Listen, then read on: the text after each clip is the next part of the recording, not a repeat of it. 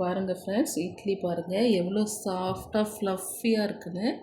இந்த மாதிரி ஒரு வாய் இட்லியை போட்டு இப்படி துவையலில் தொட்டு சாப்பிட்டிங்கன்னா வேறு லெவலு.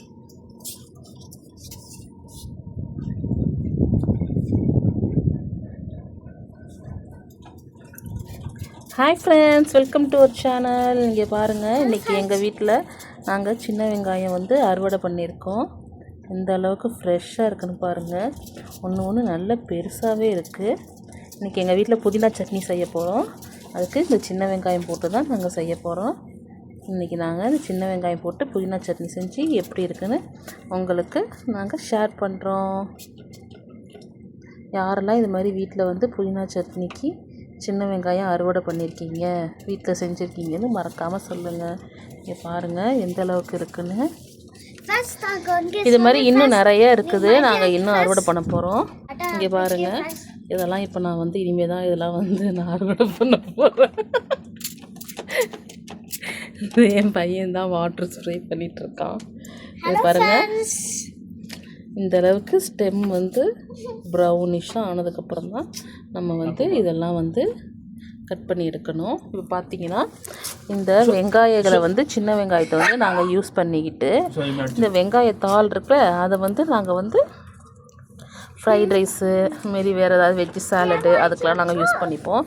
பாருங்கள் எந்த அளவுக்கு க்ரோ ஆகிருக்குன்னு. பாருங்கள், நான் அந்த வெங்காயத்தெல்லாம் வெங்காயத்தாள்லேருந்து பிடுங்கி எடுத்துட்டேன். எவ்வளோ ஃப்ரெஷ்ஷாக இருக்குன்னு பாருங்கள் ஃப்ரெண்ட்ஸ், பார்த்தாலே உங்களுக்கு தெரியும். இதுலேருந்து நான் இப்போ கட் பண்ணி இதெல்லாம் உரித்து எடுத்து வச்சுருக்கேன். எந்த அளவுக்கு ஃப்ரெஷ்ஷாக இருக்குன்னு பாருங்கள். வாசனையும் வேறு லெவலில் இருக்குது. கண்டிப்பாக டேஸ்ட் நல்லா தான் இருக்குன்னு நினைக்கிறேன். இந்த வெங்காயத்தை போட்டு நாங்கள் இன்றைக்கி புதினா துவையல் செய்ய போகிறோம்.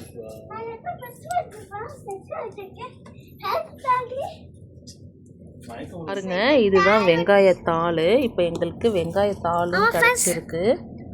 பாருங்கள், நமக்கு வெங்காயத்தாளும் கிடச்சிருக்கு. இது மாதிரி சின்ன வெங்காயம் கிடச்சிருக்கு. அது மட்டும் இல்லாமல் இது பாருங்கள், இதுதான் வெங்காயத்தோட பூ. அதோட பூ இப்படி தான் இருக்கும். யாராவது பார்த்துருக்கீங்களா என்ன ஏதுன்னு மறக்காமல் அதையும் சொல்லுங்கள். இது மாதிரி ஒரு சேட்டை பண்ணுற பிள்ளையை யாராவது பார்த்துருக்கீங்களான்னு மறக்காமல் சொல்லிடுங்க. சேட்டை தாங்கலை, ரொம்ப சேட்டை பண்ணுது.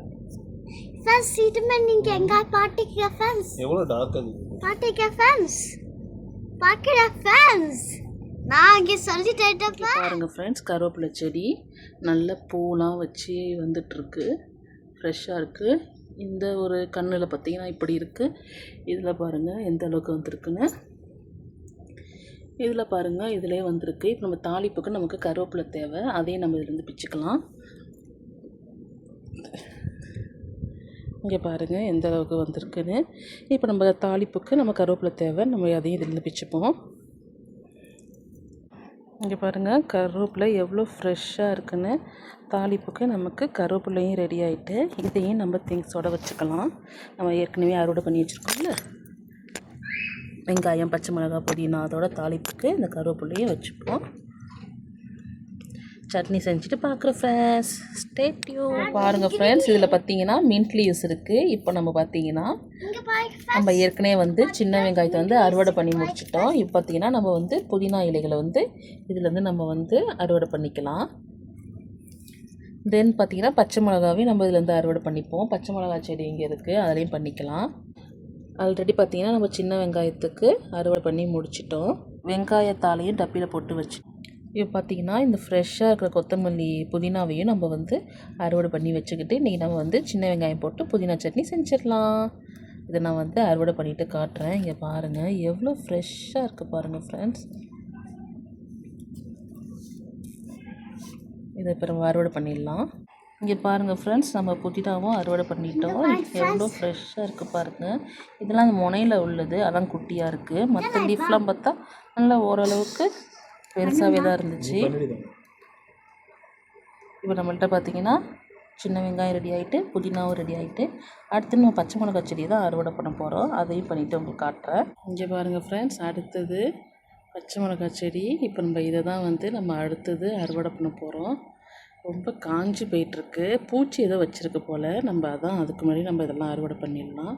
இப்போ நான் பச்சை மிளகா வந்து நல்லா அறுவடை பண்ணிவிட்டு அதுவும் எந்த அளவுக்கு இருக்குன்னு உங்களுக்கு காட்டுறேன். இங்கே பாருங்கள் ஃப்ரெண்ட்ஸ், நம்ம பச்சை மிளகாவையும் அறுவடை பண்ணி முடிச்சாச்சு. போதும் 5 பச்சை மிளகா தான். ஒரு அதில் 7, 8 தான் இருந்துச்சு. நான் ஒரு 5 எடுத்துட்டேன். மீதி ஒரு 2 இருக்குது, 2 3 இருக்குது. பாருங்கள். Hi friends, welcome to our channel. இந்த வீடியோ பார்த்தீங்கன்னா என் பையன் தான் ஷூட் பண்ணிகிட்ருக்கான். இப்போ நம்ம வந்து ஒரு புதினா துவையல் செய்ய போகிறோம். ஃபஸ்ட்டு ஆயிலை ஊற்றிட்டு அதில் கடலைப்பருப்பு 2 டீஸ்பூன் போட்டு நல்லா வறுத்து எடுத்துக்கலாம். போடுறோம் சொல்லு. உளுந்து பார்த்தீங்கன்னா நம்ம ஒரு 2 ஸ்பூன் போட்டுக்கலாம். இப்போ என்ன பண்ணணும் சொல்லுங்க விஷ்வா. மிக்ஸ் பண்ணு फ्रेंड्स. நல்லா பிரவுன் கலராக வர வரைக்கும் நம்ம மிக்ஸ் பண்ணிக்கணும். நல்லா பொன்னிறமாக வறுத்து வரட்டும். அது வரைக்கும் நம்ம மிக்ஸ் பண்ணிக்கலாம். உங்கள்கிட்ட கருப்பு உளுந்துருந்தால் நீங்கள் அதை கூட ஆட் பண்ணிக்கலாம். அது ரொம்ப ஹெல்த்தி. பட் சட்னி வந்து கொஞ்சம் கலராக இருக்கும், அதாவது கொஞ்சம் பிளாக்காக இருக்கும். நல்லா வறுத்து எடுத்துப்போம். ஒரு சின்ன கட்டி போட்டுப்போம். நல்லா அது பொரிஞ்சு வரட்டும். சட்னி வந்து இன்னும் நல்லா வாசனையாக இருக்கும். எந்த அளவுக்கு பொரியுது பாருங்க. இப்போ பெருங்காயம் ஃபர்ஸ்ட்லேருந்து நம்ம போடுறோம். நல்ல பொன்னிறமாக பொரிஞ்சு வரட்டும். ஆஃப் பண்ணிக்கோங்க. இப்போ அடுத்தது பார்த்தீங்கன்னா நம்ம பச்சை மிளகாவையும் வெங்காயத்தையும் போட்டுக்கலாம். இதை நான் சின்ன வெங்காயமும் பெரிய வெங்காயம் மிக்ஸ் பண்ணி போட்டிருக்கேன். இப்போ இதை நல்லா மிக்ஸ் பண்ணிப்போம்.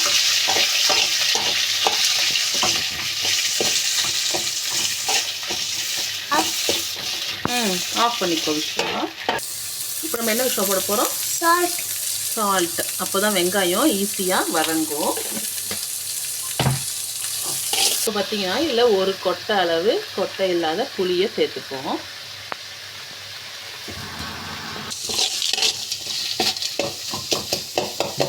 பார்த்தீங்கன்னா நம்ம தோட்டத்தில் பிச்ச ஃப்ரெஷ்ஷான கொத்தமல்லி ஒரு கைப்பிடி அளவு நல்லா வாஷ் பண்ணி போட்டிருக்கேன்.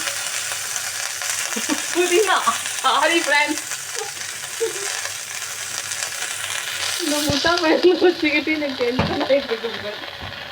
அதெல்லாம் செல்லமாக சொல்கிறதுங்க. நான் அப்படியே போட மாட்டேன். இல்லை நாங்கள் அப்படி தானே போடுவோம்.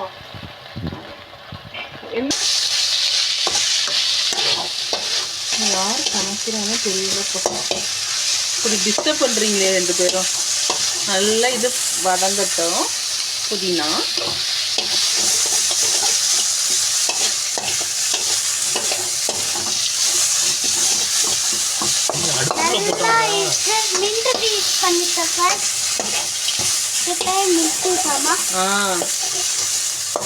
ஆஃப் பண்ணிக்கோங்க. தேங்காய் சில்லை வந்து சேர்த்துக்கலாம். நீங்கள் துருவி கூட சேர்த்துக்கலாம். நான் தேங்காய் விதை மாதிரி உடச்சி சில்லாக சேர்த்து ஃப்ரிட்ஜில் வச்சுருப்பேன், ஸ்டோர் பண்ணி வச்சுருப்பேன். அதை தான் போட்டு நம்ம வதக்குறோம். ஜஸ்ட்டு ஒரு பரட்டினா போதும். ரொம்ப தேங்காய் வதங்குற அளவுக்குலாம் வைக்க தேவையில்லை. அவ்வளோதான் ஃப்ரெண்ட்ஸ். இப்போ நம்ம வந்து ஸ்டவ்வை ஆஃப் பண்ணிவிட்டு இது நல்லா ஆற விட்டுக்கலாம். ஆற விட்டுட்டு நம்ம தண்ணி எந்த கன்சிஸ்டன்சி உங்களுக்கு தேவையோ அது மாதிரி தண்ணி ஊற்றி அரைச்சிக்கலாம். நான் பார்த்தீங்கன்னா இது துவையல் மாதிரி தான் செய்ய போகிறேன். செஞ்சுட்டு சைடிஷ்ஷு இட்லி செஞ்சு சாப்பிட போகிறேன் ஃப்ரெண்ட்ஸ்.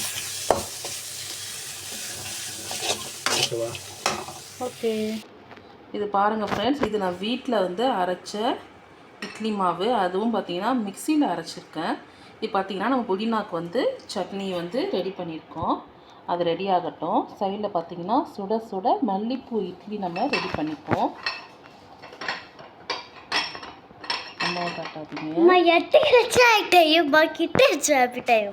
இப்போ பார்த்தீங்கன்னா நம்ம மல்லிப்பூ இட்லி வந்து ரெடி பண்ணிக்கலாம். அப்போ தான் புதினா சட்னிக்கு நம்ம இட்லி வச்சு சாப்பிட்லாம்.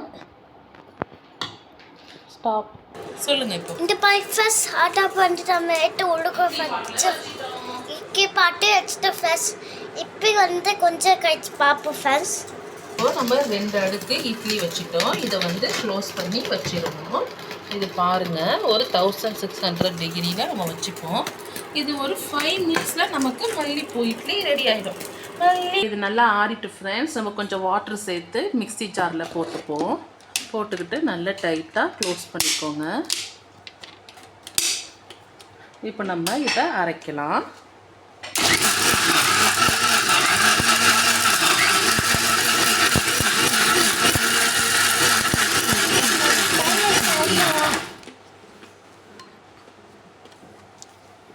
இது மேலே தூக்கிடுங்க.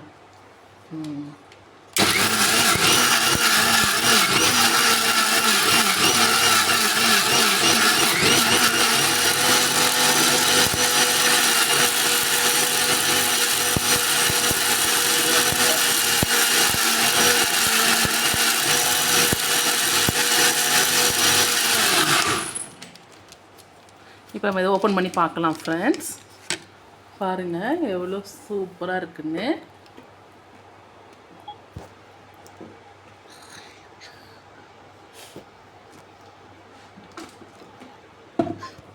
இருக்கணும், ரொம்ப மைய அரைச்சிடாதீங்க, குறக்குறனே அரைச்சிக்கோங்க.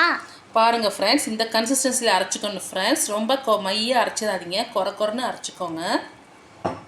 அவ்வளோதான் ஃப்ரெண்ட்ஸ். இப்போ இதுக்கு தாளிப்பு ரெடி பண்ணிடலாம். சர்க்கரை பாதி ஊற்றிட்டாங்க ஃப்ரெண்ட்ஸ். இப்போ பாருங்கள் ஃப்ரெண்ட்ஸ், இதுக்கு ஒரு தாளிப்பு போட்டுட்டோம். கடுகு, உளுத்தம்பருப்பு, கருவேப்பிலை, அப்புறம் கொஞ்சம் பெருங்காயத்தூள். அவ்வளோதான் ஃப்ரெண்ட்ஸ், நம்மளோட புதினா துவையல் ரெடி ஆகிட்டு. இதே நீங்கள் சாதத்துக்குன்னா நீங்கள் வந்து தாளிப்பு சேர்க்க வேண்டாம். அவ்வளோதான் ஃப்ரெண்ட்ஸ். இதுக்கு இட்லி செஞ்சு காட்டுறேன், வெயிட் பண்ணுங்கள். இங்கே பாருங்கள் ஃப்ரெண்ட்ஸ், குஷ்பூர் இட்லி மல்லிப்பூ கணக்காக நமக்கு இட்லி ரெடி ஆகிட்டு. இட்லி பாருங்கள் எவ்வளோ சாஃப்டாக ஃப்ளஃபியாக இருக்குன்னு. இது மாதிரி ஒரு வாய் இட்லியை போட்டு இப்படி துவையலில் தொட்டு. எப்படி இருக்கு விஸ்வா? சூப்பர்.